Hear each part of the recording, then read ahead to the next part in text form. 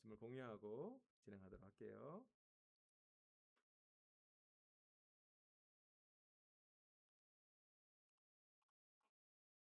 네.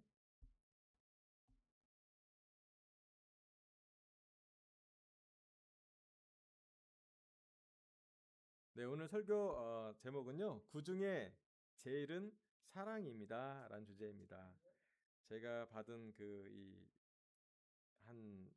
뭐랄까 이게 조형물인데 우리 이강희 형님한테 받은 조형물인데 예수님이 무릎 꿇고 베드로가 이렇게 발을 닦아줄 때 발 닦아주지 마세요 하고 하는 장면을 어, 그린 그런 조형물인데 모든 인도자가 가지는 자세가 낮은 자세로 교회를 봉사했으면 좋겠다라고 저한테 얘기해서 저한테 늘 제 그 중심에 있는 그 보고 다시 준비를 합니다. 자, 지난주는 어린아이와 거울을 내려놓고 온전한 사랑을 압니다라는 주제를 했고 어른이 되어서 어린아이를 버렸습니다. 거울 대신 얼굴을 맞아야 봅니다라는 주제로 주중예배를 설교를 했고요. 이제 대단원의 막은 고린도서 13장 13절을 같이 한번 보도록 할게요. 자, 고린도서 13장 13절 같이 한번 봉독해 보도록 하겠습니다. 13절 그러므로 시작.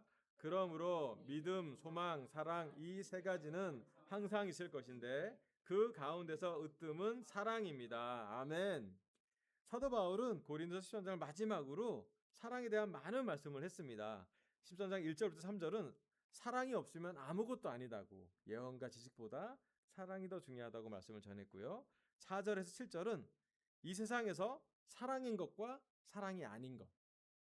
네, 사랑은 언제나 오래 참고 부탁해서 교만한 것은 사랑이 아니고 이기적인 것 또한 사랑이 아닌 거라고 정의가 내려지고요. 그리고 8절부터 13절까지는 예언도 방언도 지식도 사라집니다. 그리고 부분적인 것은 완전한 것이 오면 사라집니다. 라겠고요. 어린아이는 어린아이 일을 버렸습니다. 어른이 되었기 때문에. 그리고 지금은 거울을 보는 것처럼 희미하게 보지만 얼굴과 얼굴을 마주하게 될 것입니다. 라겠고요. 그 마지막 구절이 여기 나온 13절 구절입니다. 이 고린도 시험장 1절부터 13절로 6개월을 설교했으니 많이 깊게 배웠습니다. 여러분 사랑에 대해서 많이 배우니까 어떠셨어요? 우리 아내는 좀 프레셔가 있다고 얘기 들었고요. 하루하루 노력해봤고 이게 6개월을 배웠지만 사실은 사랑은 빠르게 성장하는 게 아닙니다. 그리고 어쩌면 사랑은 쉽게 성장하는 근육이 아닌 것 같고 여러 가지 고난과 여러 가지 상황 속에서 말씀으로 기도로 계속해서 성장해야 되는 성품과 같고 또 제 개인적인 생각은 사랑은 하나님과 관계 같아요. 늘 있는데 하나님 관계가 깊었다가 또 가끔 세상적으로 변했다가 왔다 갔다 할 때도 있는데 지속적으로 사랑에 대해서 집중하고 사랑의 뿌리를 두고 뿌리를 받고 사랑의 깊이를 넓이를 농도를 진하게 했으면 좋겠습니다. 그중에 오늘 말씀은 믿음, 소망, 사랑은 세 가지 항상 있을 것인데 그 가운데 으뜸은 사랑이라는 말씀을 주제로 말씀을 준비했습니다. 첫 번째 포인트는요. 마지막에는 사랑만 남습니다. 여기 마르크 샤갈이라는 화가가 십자가에서 내려오신 예수님을 그린 그림이 나옵니다. 참 아름답습니다. 이 그림은 참 많은 사람들이 그 예수님의 십자가를 그려보기도 하고 기록하기도 하고 상상해 보기도 합니다. 그런데 중요한 것은 마지막에 남는 것이 사랑이라는 말씀이에요. 여러분한테 한번 질문을 좀 드려볼게요. 여러분 믿음, 소망, 사랑은 항상 있을 것인데 왜 으뜸이 사랑일까요? 여러분 믿음 중요하지 않습니까? 우리가 구원을 이뤄가려면 예수님을 믿어야 합니다. 믿어야 회개가 되고 믿음이 있을 때 은혜로 우리가 구원을 받는 거잖아요. 구원받는 그 아주 중요한 하나님과 함께 걸어가는 교제의 중요한 것은 믿음이 있어야 합니다. 그리고 믿음 되게 중요하다. 거의 성경에 믿음장이 있을 정도로 사랑장이 고린도서 13장이면 믿음장은 히브리서 11장이잖아요. 믿음 굉장히 중요합니다. 소망 중요하죠. 여러분 긍정주의와 소망의 차이를 알아요? 희망과 긍정주의 차이를 좀 알아요? 긍정주의와 희망에 좀 차이가 있대요. 긍정주의는 어떤 거냐면 부정을 회피하는 게 긍정이에요. 그러니까 좋은 모습만 보이고 좋은 것만 조명하고 부정적이거나 어두운 부분은 좀 제외하는. 근데 소망과 희망은 어떤 걸 의미하냐면 부정적인 상황을 포함해서 소망을 갖는 거예요. 힘든 것을 포함해서 가져가는 게 진짜 희망이라는 거예요. 우리가 무조건 희망만 있는 게 아니잖아요. 환상이나 판타지가 아닌 다음에야 우리가 긍정주의는 이 세상에서 사람이 가져가는 어떤 한 주의, 선택일 수 있는데요. 성경적으로 말하는 희망과 소망은 부정적일 때 또 그 힘든 상황을 포함해서 가져가는 것이 소망과 희망이라고 이해합니다. 중요해요. 우리 삶에 어려움이 있기 때문에 보이지 않는 것을 바라보는 믿음도 필요하고 보이지 않는 것을 바라는 소망도 중요하죠. 믿음, 소망 다 중요해요. 그죠? 그런데 중요한 영적인 질문이 있죠. 왜 사도 바울은 이 세 가지 중에 가장 가장 제일은 사랑이라고 선언할까요? 등수가 있나요? 1등은 사랑이고 2등은 믿음이고 3등은 소망인가요? 금음동인가요? 우리는 으뜸만 생각할 때도 많고 제일은행, 뭐 제일교회 막 교회 제일 많은데 그래서 사랑인가요? 질문 중요하죠. 사랑이 다른 걸 덮어서 또 예수님의 사랑이 있기 때문에. 저기 스테이션에 영우 형제 큰 소리를 얘기해 주세요. 미나 아빠. 예수님이 먼저 사랑했기 때문에. 여러분 영적입니다. 저는 항상 궁금했어요. 믿음, 소망, 사랑 되게 중요한데 왜 사랑이 그렇게 으뜸이라고 선언할까? 어느 것보다 더 낫다라는 개념인가? 더 위대하다라고 성경은 써 있는데. 그래요? 믿음, 소망보다 사랑이 있어서 사는가요? 네, 그럴 수 있습니다. 그 한 주석서를 찾아봤는데 제가 좀 답을 찾았어요. 사랑이 으뜸인 이유. 믿음, 소망, 사랑 이 셋은 서로 독립된 개체가 아니라 유기적 관계를 맺고 있는 복음의 세 요소라고 합니다. 이게 한 요소라고 합니다. 그런데도 사람이 으뜸인 이유를 찾아봤더니 몇 가지 근거가 나옵니다. 첫 번째, 사랑은 믿음과 소망의 존립의 근거라고 합니다. 두 번째는 사랑은 하나님의 본질적인 속성이라고 합니다. 요한일서 4장 8절에 하나님은 사랑이십니다라고 써 있죠. 근데 제 마음을 가장 히트했던 건 마지막이에요. 믿음과 소망은 종말에는 사라진다는 거예요. 하나님 나라에 들어갈 때까지만 믿음과 소망이 필요한 것이에요. 하나님 나라에 들어가면 하나님과 직접 만나면 사랑만 남습니다. 그래서 하나님이 사랑인 거예요. 우리가 믿음과 소망이 중요하죠. 언제까지 중요하냐면 육체적인 또 하나님을 만날 그 시간까지만. 그죠? 이 땅에서 남겨갈 것이라는 거예요. 이 땅에 있을 때까지만 믿음과 소망이 필요하고. 왜냐하면 하나님을 직접 만나는데 믿을 필요가 없는 거예요. 보이고 있잖아요. 거울이 아니라 얼굴과 얼굴을 맞댄다고 하잖아요. 소망이 필요하지 않아요. 이미 소망이 성취된 것이에요. 왜 믿음, 소망, 사랑 중에 사도 바울은 사랑이 으뜸이라고 얘기하냐면 사랑만 남을 거예요. 우리 삶의 궁극적인 목표가 뭔지 한번 생각해 봤으면 좋겠습니다. 창조물로서 인간으로 우리의 궁극적인 본질적인 삶의 목표는 창조주이신 하나님을 만나러 가는 삶인 것이에요. 우리의 방향과 우리의 궁극적인 목표는 하나님, 죄에서 떠나서 이 세상에서 떠나서 영원한 것, 사랑인 하나님을 찾으러 가는 것이 우리 삶의 방향입니다. 언젠가 우리 삶에는 끝이 있습니다.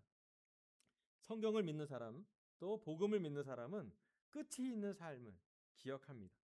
그 끝에는 믿음도 사라질 것이요, 예언도 사라질 것이요, 지식도 사라질 것이요, 방언도 사라질 것이고 소망도 사라질 거예요. 고린도 13장은 사라질 많은 것을, 그 당시에 고린도 교회에서 사람들이 되게 권세를 누리고 인기를 얻은 건 믿음 있는 사람, 막 은사가 있는 사람, 예언하는 사람, 방언하는 사람이 인기를 끌었겠죠. 하지만 사도 바울은 이야기합니다. 궁극적으로 하나님을 만나면 사랑만 남게 된다고 합니다. 참 놀랍게도 고린도서 13장을 잘 이해하면 끝을, 종말을 이해하는 사람이 됩니다. 왜냐하면 내용이 다 그런 내용이에요. 예언도 사라지고 방언도 사라지고 지식도 사라지고 완전한 것이 올 때는 종말을 얘기하는 것이죠. 거울을 보고 희미하게 보는 것이 아니라 얼굴을 맞대는 것도 직접 하나님을 맞댄다고 얘기하기 때문이에요. 중요한 것은 우리가 오늘 하루 사랑을 으뜸으로 생각하면서 우리의 하루하루를 잘 살고 있는지, 오늘 하루는 우리는 사랑의 하루를 보내고 있는지. 특히 사도들, 사도 베드로나 사도 바울은 그의 저서에서 어떤 게 남냐면 그들은 예수님을 만날 것을, 다시 오실 것을 그들 삶에서 기다렸어요. 그 다음 세대까지 가고 2000년이 지나고 예수님이 아직 오지 않을 것을 기다린 게 아니라 자기가 죽기 전에 예수님이 떠난 그대로 오실 거를 기대했던 사람들이에요. 그래서 교회가 조직적으로 체계적으로 만들어지지 않았습니다. 그냥 제자가 많이 생겨서 교회가 생겼을 뿐이고요. 공동체를 이루어서 교회가 성장하고, 교회가 성장하다 보니까 박해가 있었고요. 박해가 있었으니 그 박해를 대응하려고 여러 가지 많은 복음서와 서신서를 기록했을 뿐이었습니다. 궁극적으로 남은 것은 뭐냐면 믿음과 소망을 가져가되 하나님이 영원하게 남길 것은 사랑만 남길 거라고 사도 바울은 이해했어요. 여러분, 오늘도 사도가 바울이 이 자리에 오면, 베드로가 이 자리에 오면 우리에게 그 말씀을 전할 겁니다. 끝이 있는 삶이라고, 종말이 있는 삶이라고. 하지만 우리가 심판 때 벌 받을 것을 두려워할 것이 아니라 마치 이상 가족을 만나는 상봉하는 것처럼 설레이면서 기다리고 준비하라는 말씀이 이 본질입니다. 고린도서 전장을 다 끝나고 나서 하나님이 우리에게 사도 바울이 전할 말씀은 뭐냐면 으뜸은 사랑이니 사랑만 남을 거라는 거예요. 왕시가 내가 너를 만날 건데 너가 나를 만날 때 사랑만 갖고 끝날 것이야. 영원한 것은 사랑이야 라고 말하는 것입니다. 오늘 시간 우리 하나님이, 예수님이 오늘 우리를 찾아오신다면 우리는 어떻게 준비될 것인가요? 우리 강서와 제주 가정교회 제자들은 슬기로운 처녀처럼 우리의 삶이라는 등에 사랑을 채워넣고 있나요? 아니면 너무 사랑을 박박 긁어 써서 쥐어짜는 사랑을 해야 될 정도로 메말라 있는 사랑을 하고 있나요? 많은 경우 우리가 슬기로운 처녀가 믿음이라고 볼 수도 있고 성령이라고 볼 수도, 여러 가지 볼 수도 있지만 그 중에 하나는 사랑일 부분이 있습니다. 오늘 시간 2020년 6월 24일 사랑할 기회를 얻었고요. 내일 6월 25일 날 사랑할 수 있는 시간을 얻을 거예요. 물론 완벽할 수 없지만, 부족한 우리 사랑이지만 결국 으뜸인 것은 사랑이고 사랑은 남을 것이기 때문에 하나님을 만날 그날까지 사랑을 키워가시길 바랍니다. 하나님을 더 이해하고 사랑을 더 배우고, 사랑을 계속 배우지만 늘 사랑이 부족한 우리라고 느끼셔도 괜찮아요. 저도 그래요. 사랑이 계속 모자라요. 또 사랑을 더 하고 싶지만 사랑하기 싫은 내 자신을 바라보는 좀 솔직한 면을 볼 때도 있어요. 최근에 우리 딸이 오면서 제가 사랑을 좀 늘려야 돼요. 그것도 다양하죠. 왜냐하면 우리에게 사랑할 사람이 있다는 것이 감사한 것이죠. 이 세상은 사랑이 점점점 메말려 가고 있습니다. 사랑이 없어지니 전쟁이 있고요. 사랑이 없어지니 경쟁이 있고요. 사랑이 없어지니 세상적인 것만 남고 있습니다. 여러분, 우리가 다시 한번 믿음, 소망을 지키고 끝까지 사랑을 지켜서 하나님 만나는 것을 상상해 보시길 바랍니다. 그리고 하나님 만날 때 벌 받을 것을 두려워하기보다 하나님 만나는 걸 너무 기뻐하고 하나님을 안길 생각을 하면서 이상 가족을 만나는 그 기쁨으로 하나님 만날 그 준비를 하면 좋겠습니다. 사도 바울은, 사도 베드로는 그런 예수님을 상상했고, 그래서 그들이 고난 중에 잘 참았고, 그래서 그들이 박해 중에 사랑을 잃지 않았습니다. 왜냐하면 언제 올지 모르니까 타협하지 않았던 거죠. 자, 우리도 한번 사랑이 으뜸인 이유를 생각해 보면서 사랑만 남는다는 것을 기억하면 좋겠습니다. 두 번째 말씀은요, 베드로전서 4장 7절에서 8절입니다. 이것도 한 구절 같이 한번 읽어보도록 하겠습니다. 7절, 만물의 시작. 만물의 마지막이 가까이 왔습니다. 그러므로 정신을 차리고 삼가 조심하여 기도하십시오. 무엇보다도 먼저 서로 뜨겁게 사랑하십시오. 사랑은 허다한 죄를 덮어줍니다. 아멘. 사도 베드로는 어쩌면 사도 바울과 비슷한 개념으로 사랑을 기록합니다. 예수님의 증인들은 예수님이 떠나신 그대로 다시 오실 것을 기다리고 그 기다릴 것이 멀지 않았다고 지속적으로 이야기하고 있습니다. 사도 베드로는 얘기합니다. 만물의 마지막에 가까이 왔습니다. 그러므로 정신을 차리고 삼가 조심하여 기도하십시오. 무엇보다도 먼저 서로 뜨겁게 사랑하십시오. 사랑은 허다한 죄를 덮어줍니다. 오늘 설교 제 두 번째 포인트는요. 사랑은 허다한 죄를 덮어줍니다. 사도 베드로는요. 그의 삶의 마지막에 베드로 전서 후서를 쓰면서 장로로서 교회를 인도한 인도자로서 여러 교인들을 여러 제자를 돌보는 양떼를 돌보는 목자로서 하나를 기록합니다. 어쩌면 그가 잘 하지 못했던 성품일 수도 있어요. 뭐하냐면 덮어주는 사랑이에요. 베드로는 예수님을 이렇게 기억할 거예요. 나의 세 번의 배신을, 나의 비겁함을, 나의 믿음 없음을, 나의 못난 성품을, 나의 고집을, 나의 죄를 덮어주신 예수님이라고 기억할 거예요. 진짜 그렇잖아요. 복음서에는 베드로의 잘못과 베드로의 죄와 베드로의 배신이 잘 기록되어 있습니다. 베드로는 그것을 어쩌면 일부러라도 기록했는지도 모르겠어요. 포장하는 것이 아니라 내가 이렇게 허다한 잘못이 있고 허다한 죄가 있지만 예수님의 사랑은 그 죄를 덮어주는 사랑이라고, 그것이 진짜 복음이라고 믿었을 거라고 생각합니다. 마르크 사가리라는 화가가 탕자의 귀향을 기록해 봅니다. 그림을 그려봅니다.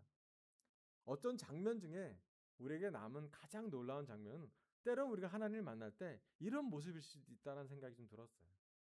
우리의 육체가 점점 약해져 가고, 우리의 눈이 희미해져 가고, 우리의 육신이 아파가고, 뭐 하나 가진 것 없이, 보잘것 없이, 어쩌면 좀 약하게, 무력하게, 연약하게 죽어갈 즈음 하나님이 우리를 마지막 만날 때는 어쩌면 탕자를 이렇게 막 기다리는 아버지의 모습에 가장 중요한 인장바지를 끼워주고 축제를 정말 양고기를 소고기를 막 준비해서 연회를 벌치는 그 아름다운 장면으로 예수님을 다시 만날 것을 기다리는 모습으로 그려집니다. 저는 예수님이 우리에게 전해준 하나님의 모습이 바로 이것이라고 생각합니다. 예수님의 제자들이 예수님에게 배운 최고의 훈련은 하나님을 벌주는 분으로, 두려워서 율법적으로 저기 닿을 수 없는 곳에 있는 분이 아니라 매일매일 기도해도 괜찮은 사랑하는 아빠, 아버지가 된 것입니다. 예수님이 이 땅에서 사랑을 실천해 주십니다. 사랑하라고 말했지만 말보다 먼저 발을 닦아주셨습니다. 인간적인 눈으로 보면 더 낮은 행동이고 억울하고 불공평한 격려가 사랑의 정점임을 보여주십니다. 십자가에서 예수님은 가장 초라한 사랑이 가장 위대한 사랑이라고 변하게 도우십니다. 예수님이 하셨던 설교에는 하늘나라, 회개, 구원, 그리고 그것을 실천하는 것은 사랑이라는 것을 지속적으로 보여줍니다. 아픈 사람 옆에는 아픈 사람을 고쳐주는 사랑을 했고요. 외로운 사람 옆에는 외로움을 정말 자유롭게 하나님의 관점으로 풀어주는 함께 있는 사랑을 선사했고요. 교만한 사람에겐 율법에 겹친 사람은 도전으로 회개하기를 촉구했고요. 마지막 두려움 있는 사람에게는 십자가에 죽어서도 다시 부활할 수 있다는 궁극적인 죽음에 대한 두려움까지 극복하는 그런 아름다운 용기 있는 사랑을 주셨습니다. 그리고 예수님은 얘기합니다. 예수님을 바라봤던 사도 베드로는 정말 예수님의 사랑은 죄를 덮는구나. 그 예수님을 보내준 하나님은 내 죄를 덮겠구나. 성찬을 하면서 예수님의 살과 피를 기념하면서 1세기 사도들은 이 말을 했을 것입니다. 많은 죄를 덮어주셨다. 사랑이 허다한 죄를 덮습니다. 예수님의 십자가 사랑이 우리의 죄를 덮어줍니다. 여러분, 부부 관계의 깊은 관계는 무엇을 얘기하냐면 서로의 단점을 드러내고 고자질하는 사랑이 아니라, 물론 신혼 초엔 그럴 때가 많아요. 만나러 가면 누구의 잘못이 한번 비교보자고 끝까지 남편이 안 해. 내 말 들어봐요. 제 말도 들어봐요. 얘기를 많이 합니다. 하지만 시간이 가면 갈수록 서로의 단점을 덮어주는 사랑을 배우게 됩니다. 신기하게도 우리가 장점을 보고 결혼하지만 사실은 단점을 커버하는, 단점을 덮어주는 관계가 진짜 예수님이 부부관계에서 주는 뭐랄까요? 본질이라는 생각이 듭니다. 정말 다른 다른 이성이고 다양성, 나랑은 좀 다른 사람인데 그를 수용하는 과정을 통해 우리는 하나가 되는 걸 배우죠. 팀워크를 배우기도 하고요. 내 장점이 상대방의 약점이 될 수 있고요. 내 약점이 상대방의 장점이 될 수도 있죠. 하지만 깊은 관계는 덮어주는 사랑을 배우게 됩니다. 시간이 가면 갈수록 제 단점을 우리 가족이 잘 알아요. 제 아내가 제 단점을 알고요. 저희 딸이 제 단점을 압니다. 우리 딸이 늘 지적해요. 아빠는 이게 모자른 것 같아. 아빠는 말이 촌스러워. 아빠는 말이 짧아. 뭐 여러 가지 있지만 중요한 건 덮어주는 사랑을 한다는 것이죠. 두 번째, 아이들이 자기 죄를 열고 용서받아 안정감 속에서 자랍니다. 우리는 죄를 덮는 그 대화를 하는 가정 속에서 그 부모 앞에서 어떤 아이가 자라냐면 우리 엄마 아빠가 단점이 없는 사람들이 아니라 약점이 없는 사람들이라 약점이 있지만 서로 용서해 주네. 싸움은 있지만 싸움이 서로 해결되네. 이것을 보는 자란 아이들은 자기의 약점을 열 수 있으며 그 가정은 약점을 열지만 서로 안정감을 가져가며 해결되는 것을 보며 자란 가정이 되죠. 또 우리의 영적인 비전은 여기에 있다고 생각합니다. 어느 정도냐면 죄를 덮을 만큼 사랑이 깊어진 강서와 제주교회를 상상해 보면 좋겠어요. 여러분, 죄를 덮을 정도로 사랑이 넘쳐나는 교회가 되는 게 강서라면, 제주 가정교회라면 어떤 일이 벌어질까요?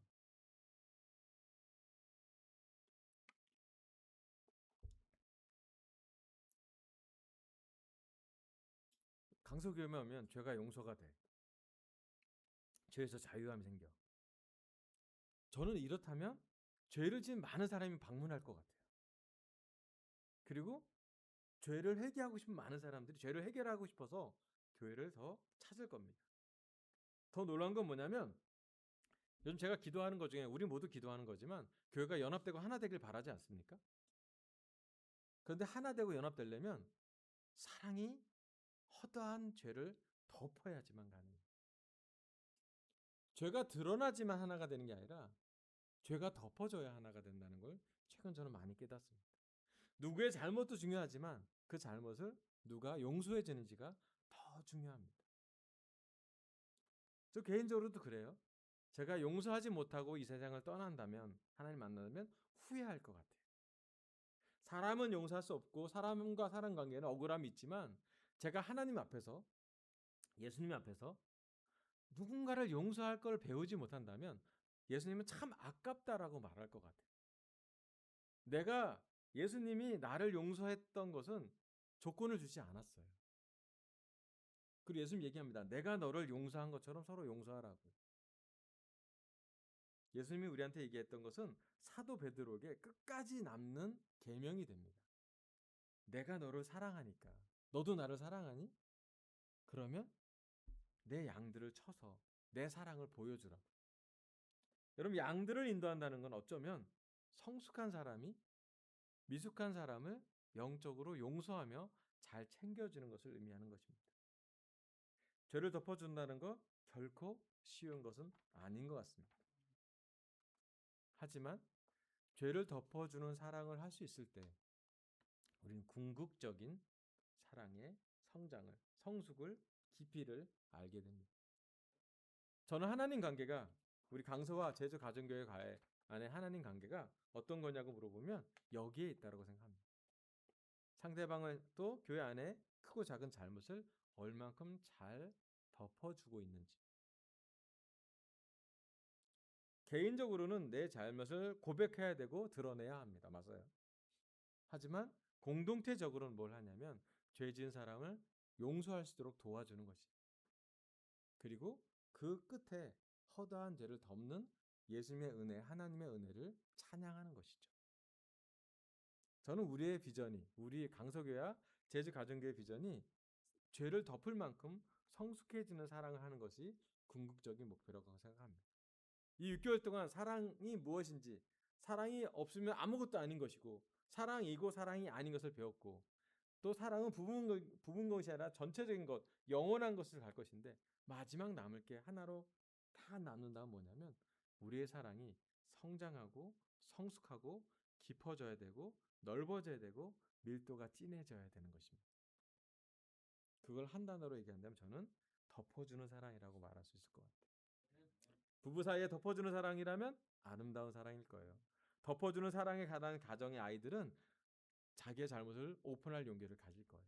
이 교회가 또 한국 그리스도교회가 제주 가정교회가 강서교회가 덮는 사랑, 덮어주는 사랑을 하기를 간절히 비전으로 꿈꿔보고 기도하면 좋겠습니다. 설교 마무리할게요. 실천하는 사랑 마지막 설교를 했습니다. 그 중에 제일은 사랑입니다. 첫 번째, 마지막에는 사랑만 남습니다.